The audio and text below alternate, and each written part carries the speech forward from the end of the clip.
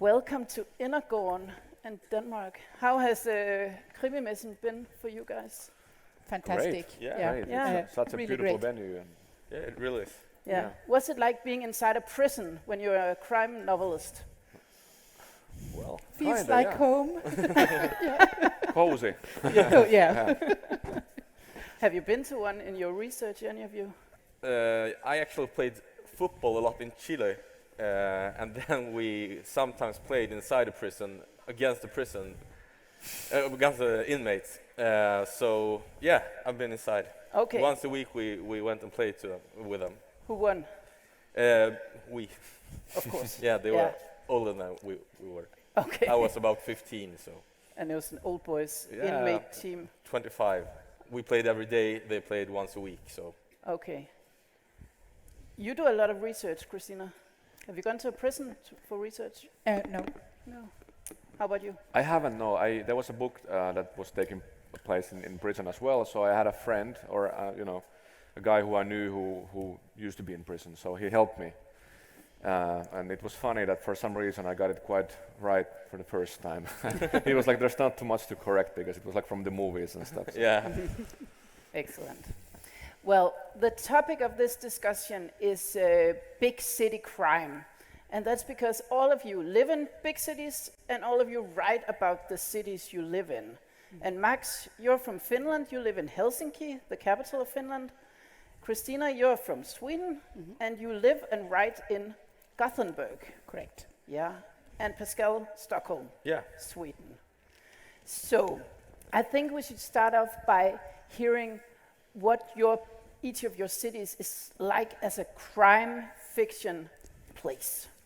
Let's start with Stockholm, because that's the one we've read the most about. Well, actually, it's a pretty sad situation in Stockholm.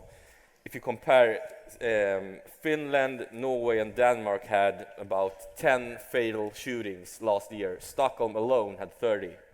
Sweden had 63.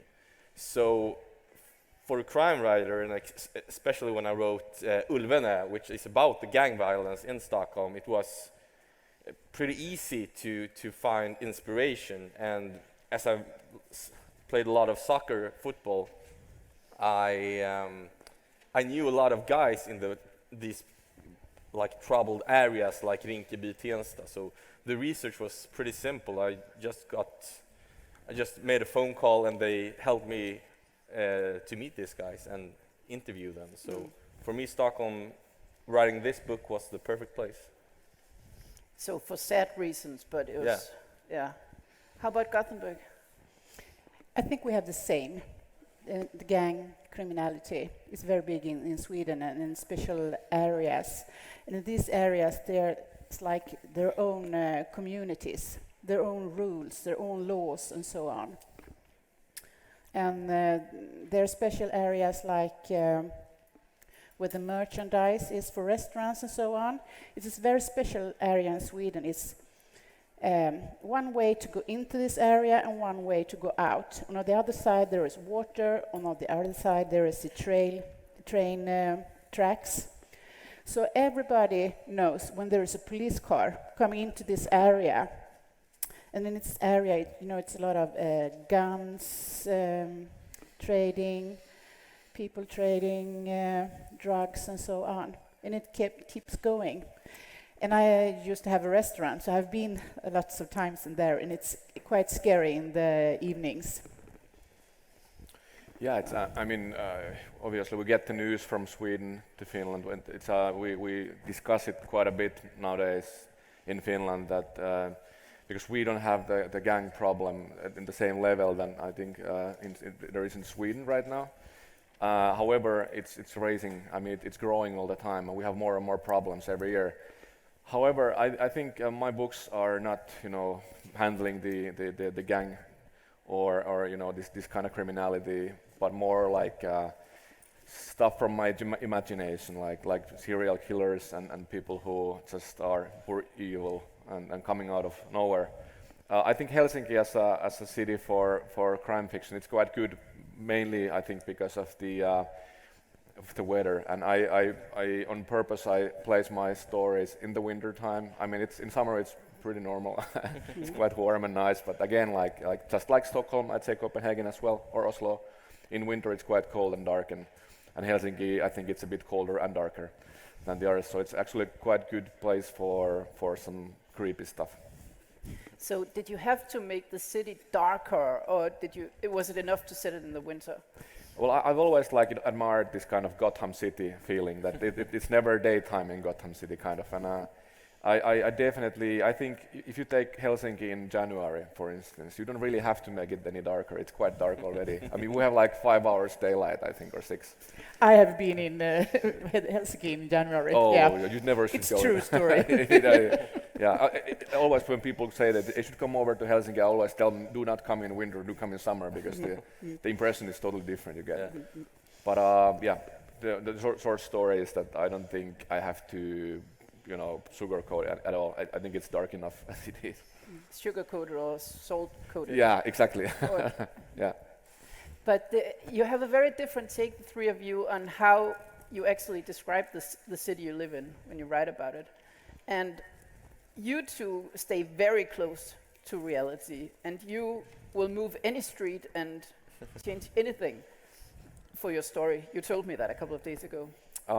Yeah, I think the truth is somewhere in between. I try to make it as realistic as possible, but I tend to, when one of my idols, Stephen King, said that it's all about the story, and if the story requires to do some compromises, then I might do some shortcuts, like what comes to police investigations and stuff.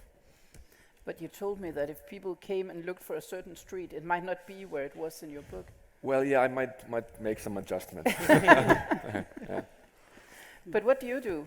Well, the only thing I've changed in Stockholm is the location of the bar that my protagonist, Vanessa, frequented. And I did that because I portray some of the clientele in, I know, not in a bad way, but in a way that I don't think that they should approve. So I know there is actually a lot of readers that look for this bar and can't find it, and message me to ask me where it is. And it's in another street than it is in the book. Can you tell us which street it's on? Norrtullsgatan, and in the book it's in the Surbrunnsgatan. Okay, is it called the same? Yeah, McLaren's. Okay, so they could actually They just could. Google it. Yeah, but I prefer mixing it up a bit. Okay. Christina, you told me that readers love to try and find mistakes, and that's why you stay so close to reality as you Yes. possibly can. Swedish people like to find Yeah. 5 faults in everything. And that's why they write you. Contact you directly. So I know that it isn't like that. So I do a lot of research. Yeah.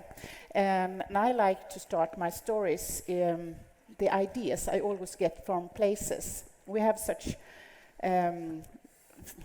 interesting places in Gothenburg. Like in the 80s, we found out there were tunnels during the whole of Gothenburg. They had forgotten. What a gift for a crime writer. They built it in the 1600s. Wow. You know, we had Denmark up to Gothenburg, and then Gothenburg was just a mud place, and over Gothenburg it was Norway. So they built this city with 7 meters high walls, stone walls, and these tunnels for the soldiers to run and live, and they forgot about it. Until 1980, they found them again. But it's not a tourist attraction. You have to find out and, get someone to show them to you. But if you go down there, it's so interesting. And there is a hospital used to be built over it. And when they build a hospital, it's supposed to be round.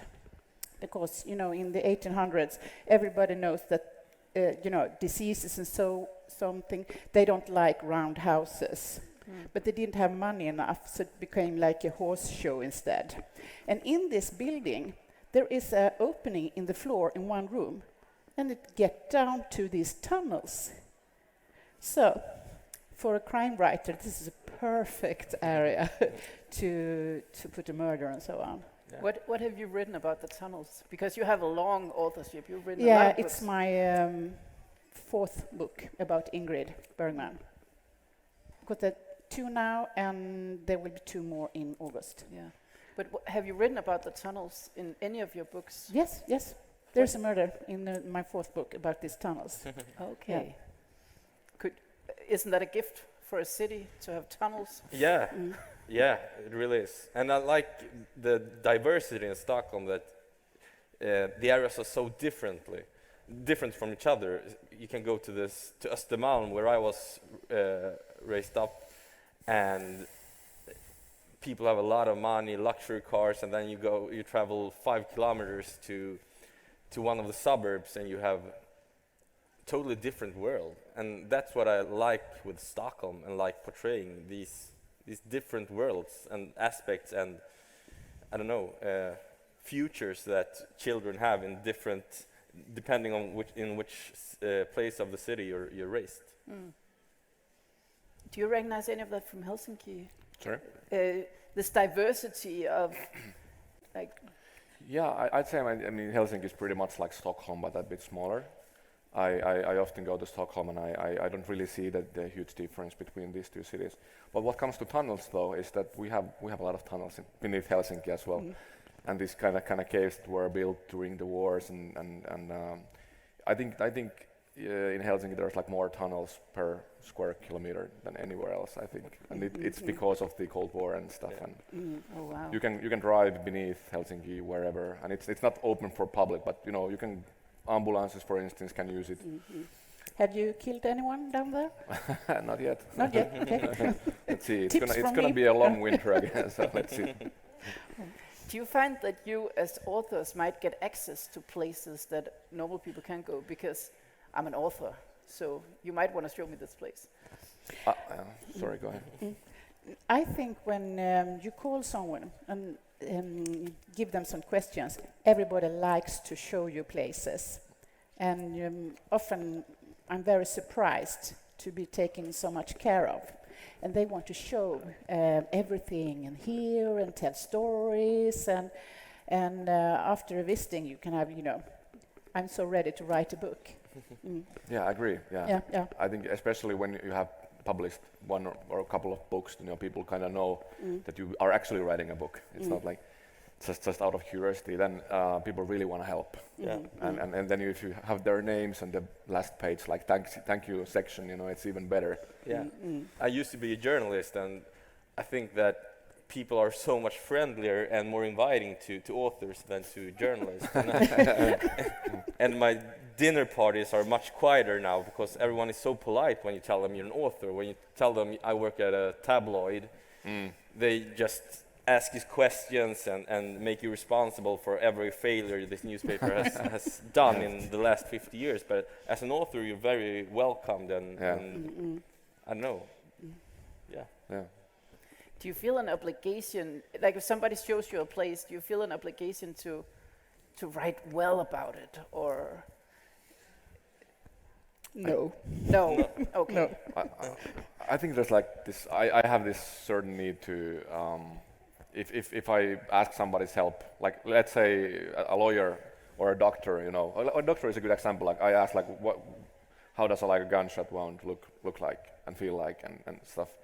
And if she or he then gives me a lot of help and sees the trouble, then I think it should be as authentic as possible. Yeah. In that way, I think it's nice to try to at least to write it as accurately as possible. Yeah, or for example, I wrote a lot about gang criminals, and I wanted to make it as authentic as possible, not, glamorize it out of respect for them, for their lives and their tragedies they've been through. You actually did something, I don't think I've seen that before in this kind of book. You use actual quotes from a report about police and a report about criminals in Stockholm. Yeah, because I like the term infotainment, mixing fiction with facts, because that's the kind of books I like to read, when I actually get to learn something while being entertained. So, and with my background as a journalist, I want to inform my readers about things going on in Stockholm or in Sweden. Yeah. Was it also your inspiration for the story? Yeah, I did a lot of research. As I said, I met up with, I don't know, 5, 6 of these guys that are in gangs in Stockholm, driving in cars with them, meeting up in woods because they are always, very paranoid and scared of being shot. So basically, the whole book is built on my research and my talks with them about their lives, their upbringings. I even got invited to see how they mix the cocaine before selling it.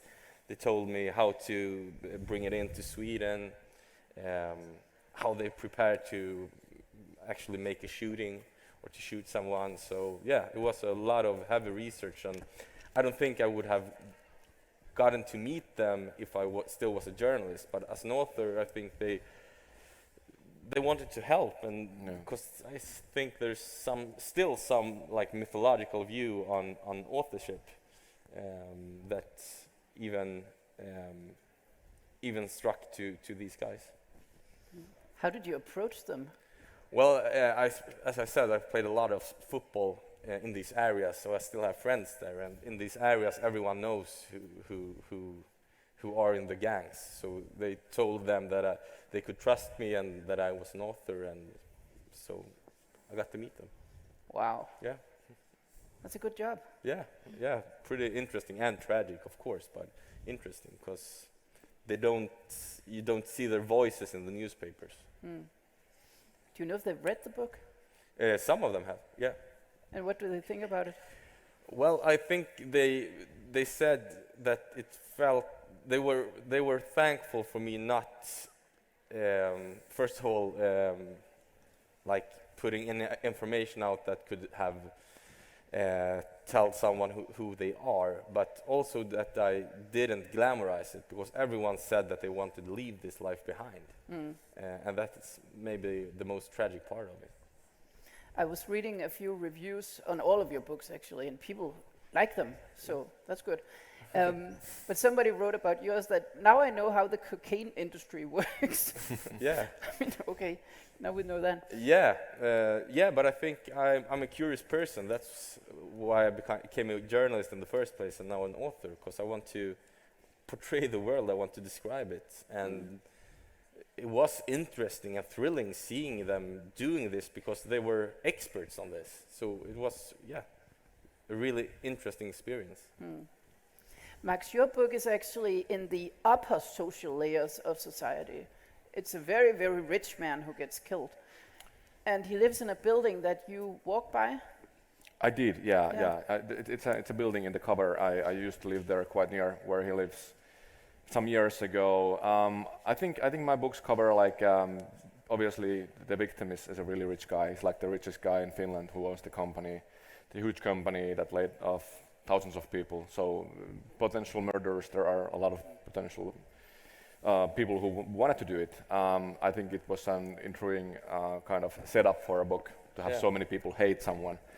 But I don't think, like, other than that, I think I'm dealing with the police officers, pretty normal people who are just working as detectives and in the police squad. And I think in my books I have all the layers of the society, more or less.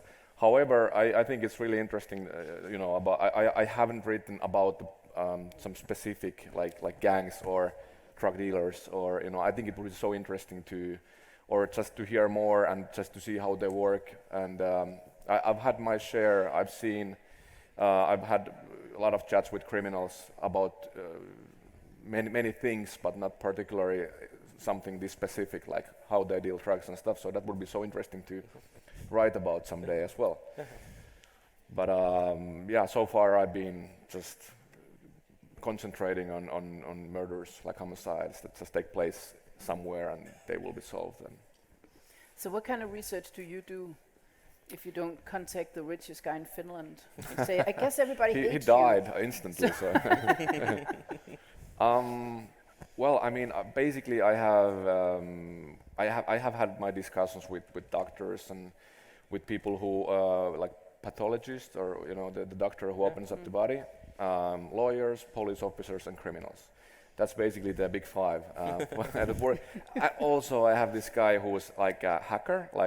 He works for this like web security company. He has his own company. He's a really fascinating guy. Like Lisbeth Salander, he's one of the good guys, and he knows everything about, you know, if I need to find out like how would how would I get access to his computer like tomorrow, he can tell me how it would be done, and it's actually very fascinating. So that's how I do research. And of course I have the internet and Google Maps, all this basic stuff. I use a lot of Wikipedia. It's kind of awkward to admit, but I do a lot of Wikipedia. What do you do? Well, I have a very good family. My big brother, he's a blaster man, you know, so I know everything about dynamites and so on. And my husband is a chemist, and I grown up on a farm, so I know everything about shooting and weapon and how to slaughter, and you know.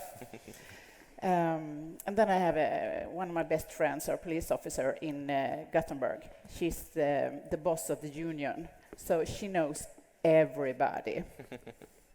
Sounds like you're connected and dangerous. Yeah. Yes. And I have my whole family. They are, you know, doctors and so, and I can ask everyone, and a lawyer and a bank person. So it's easy to have friends. And then you go in a dinner and so on, and you hear these stories, and it's, you know, we are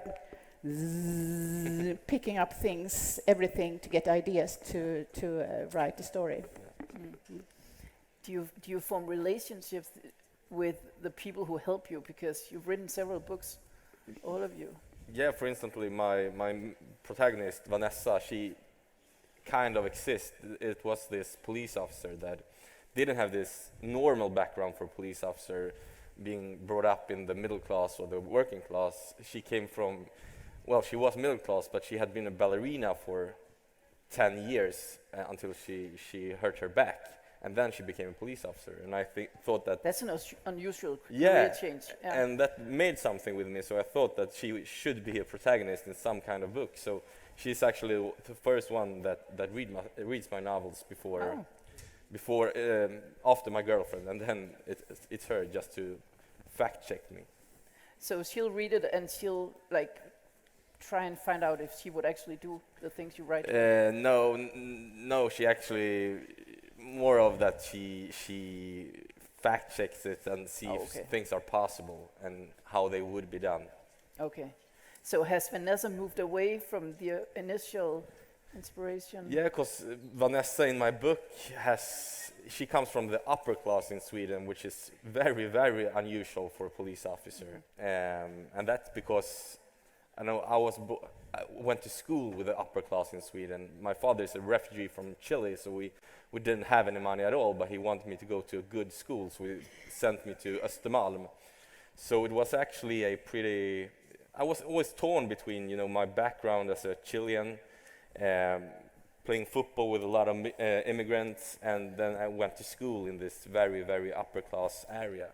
So she's kind of a mix of all my feelings. So you have a lot of diversity in your background. Yeah, and I try to portray that and use that in my books as well. Okay. And you're related to everybody who knows anything. Yeah. Actually, my criminal officer, Ingrid Bergman, I met her in Brazil about 15 years ago. And we were there on vacation. And on this hotel, there was a Swedish couple. And she was long and blonde and walking like this, and her husband was long and walking like this, and we got to know them. And her name was Diana Sundin, a police officer working in Stockholm, and she told me every day when she was at work she had to use her gun, you know. And she also told me that in 1972 she was competing in swimming in the Olympics. And the girl that take care of the Swedish kiosk, her name was Silvia, you know. Then she married a Swedish king. And this Diana's husband, Bengt, he was Drottning Silvia's personal bodyguard. So, and she told me so much police stories and so on. And she was a fantastic woman. She was laughing, and I think, this is my Ingrid Bergman. So that's in my head. But when I write about Ingrid Bergman, she has no family, she has no husband and no children and so on. But she's this strong, powerful woman. This is my Ingrid Bergman. All three of you have strong female leads. Did you also meet Jessica Niemi at some fantastic place? It's a really good question. I think Jessica is nobody I do know. Like, she's not based on anybody really, but I think she's like a mix of good sides of so many people, and that she's definitely somebody I'd love to get to know personally. So I think it's important for the writer to like the main character, and I definitely do. But at the same time, she's quite troubled and complicated. So Yeah. she's not very easy, so to say. Like. We are not. Exactly, yeah. are not. Yeah. You would actually have to know a person pretty well to write her as Jessica Niemi, Yeah. because she does have a lot of internal struggles. She does, yeah, and I think I've done 4 books, and it might be it might be enough. So I think I kind of learn something about her every time I start writing again. And right now I feel like after 4 books that I have actually told everything I want to know about her. There's nothing for me to find out anymore. So that's also for me maybe the point where I just have to come up with new characters and do something else. That's interesting. So you have to like discover her while you write her. I don't think it's necessary, but for me, I think it's because you have this like Harry Huulet, you have like 15 books almost, and it works every time. I'm not saying it's impossible, but for me, for instance, I kind of like to keep it short in a way and keep it fresh. And I mean, it would be a bit difficult for me to come up with a lot of new surprising stuff that we can discover from her. You actually told me that you wrote another series first with a very masculine character, and you felt like you had to write a woman after. Yeah, well, you are right. The protagonist of the first book was Daniel Kuisma. He was this like former peacekeeper, this former soldier, who was really masculine. I think he's a really good guy, but at the same time, like a stereotype of this a bit of silent Finnish guy who just wants to, move on and forget the past, and he had this post-traumatic stress disorder and all this, and maybe mainly because we were doing well in Finland, but it didn't gain any international success. So then I was just thinking that I'm done with him, and I want to create a character that's totally different, like you said.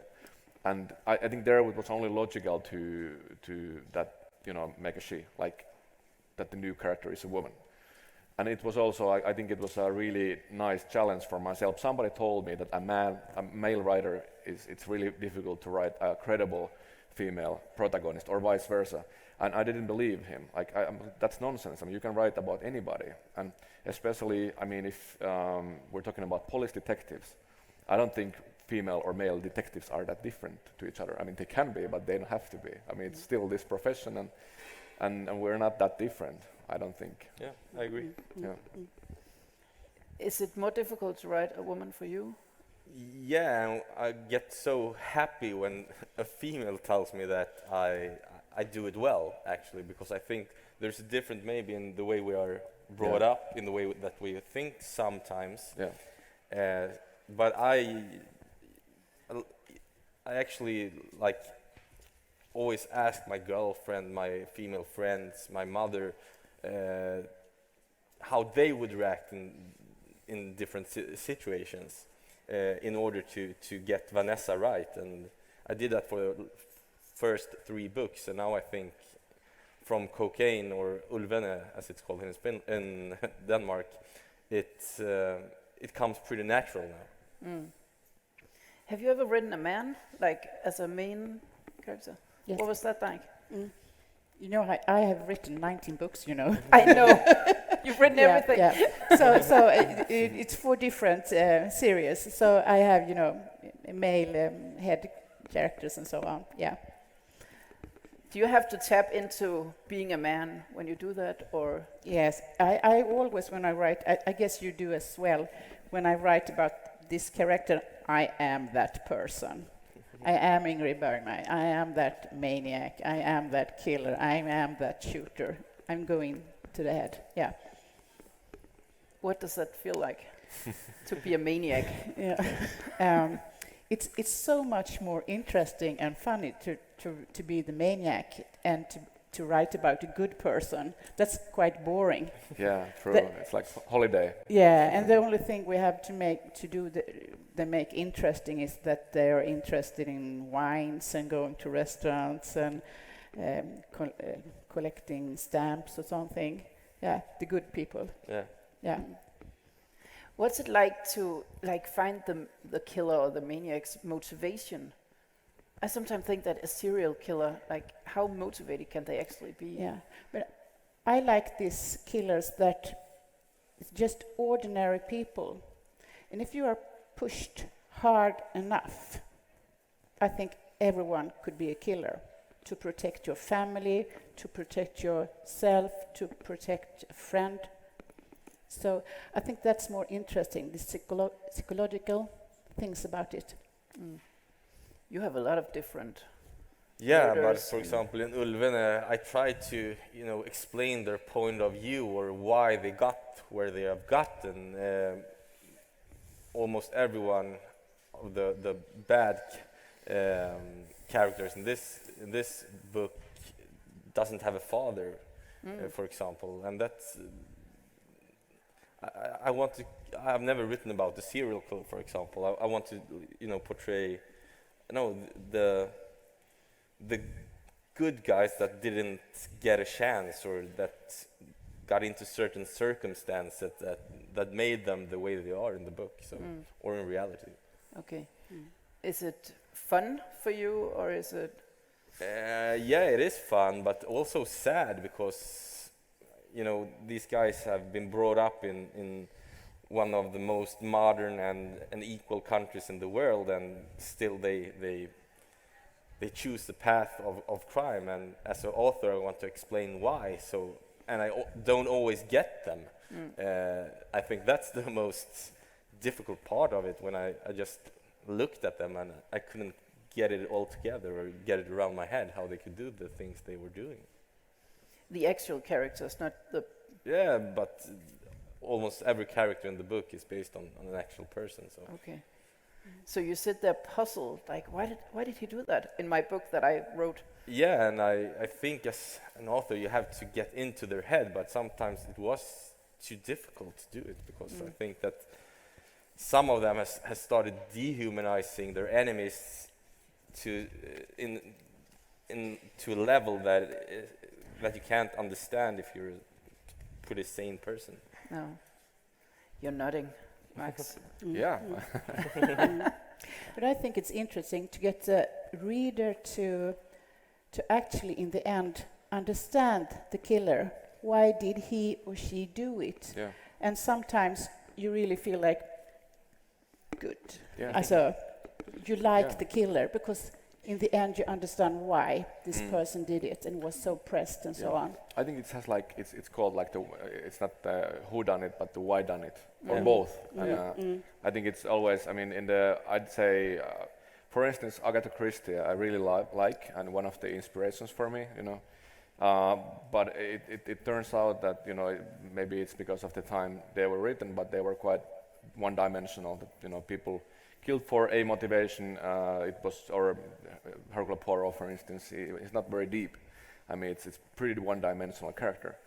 So I like nowadays the trend is to make not only the heroes but also the bad guys, multidimensional. To actually see that there are people, even the serial killer, or even the guy who kills 3 people, might be actually a good guy.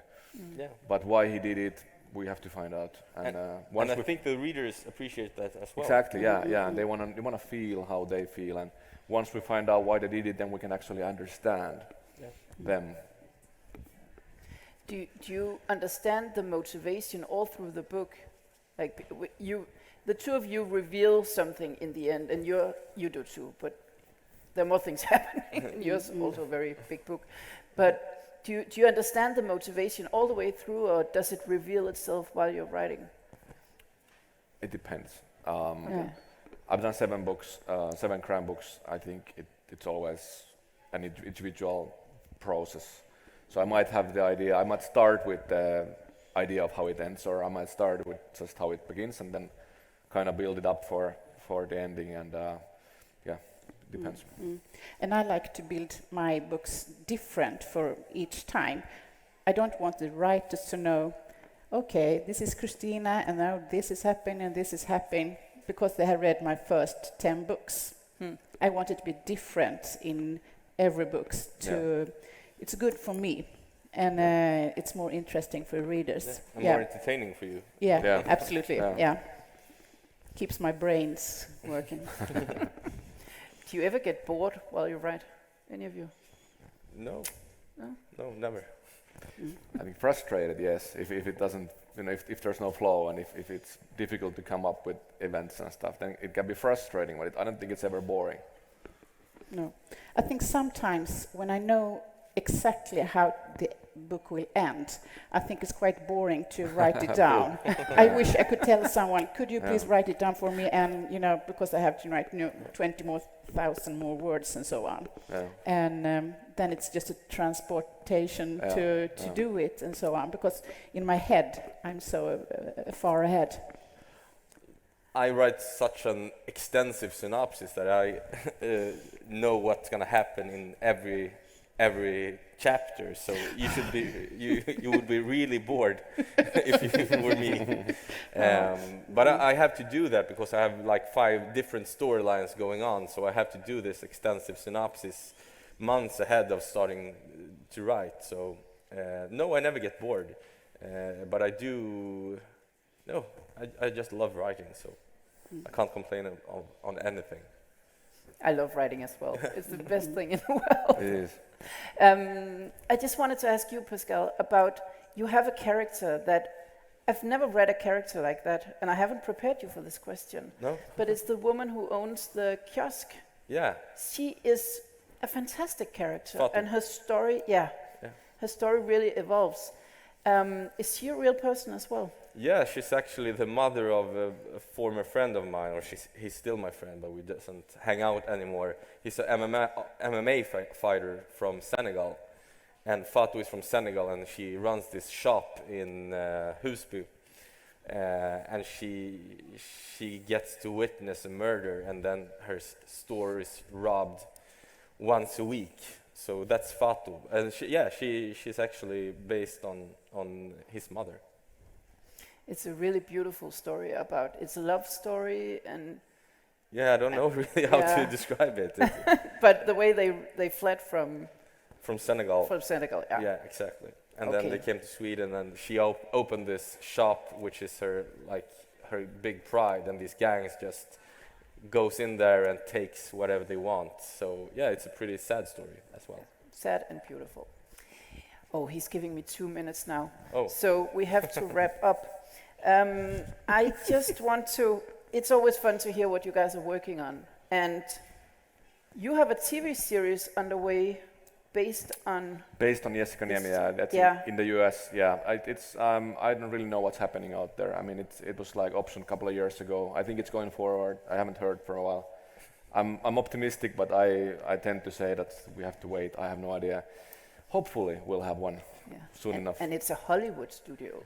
Yeah, but we never know. We never know. I mean, it's anything can happen, but it's looking good. Yeah, and you're working on a new series of books. This is the first time in 8 years I won't publish a book at all this year. But I'm working on one, and then I'm also working on a movie screenplay. So it's not like I'm having a holiday. So, but not publishing this year. No. And Christina, you actually already wrote 7 books in this series and wrapped it up. And I know 2 more coming this summer. Yes, here in Denmark as well. Yes. And last week I ended another book story called Seeck. Some people deserve to be punished, and some people deserve to die. It was the 6th book in that story, and it's all in Danish as well, not in book but in audio and so on. And in the summer I will end another a book story called Agenturen, reveal in July.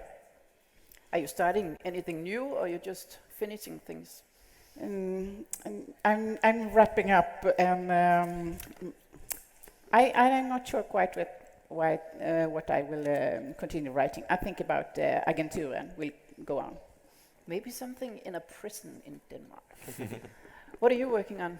Well, I'm actually publishing 3 books in Denmark this year. Ulvene, and then In Memory of a Killer, and then to the author in October, I think, X, the 5th book about Vincent Frank, will come in Danish. And well, I'm finishing the 7th book about Vincent Frank in Sweden. So I'm actually kind of writing right now. Okay, wow. There's some lack of synchronicity when you're translated and you're talking about something that you talked about 2 years ago or 7 years ago in your home countries. But you remembered all of your books and what's happening in them. No. Sort of. No. Sometimes not. No. Yeah. Well, I didn't notice any differences.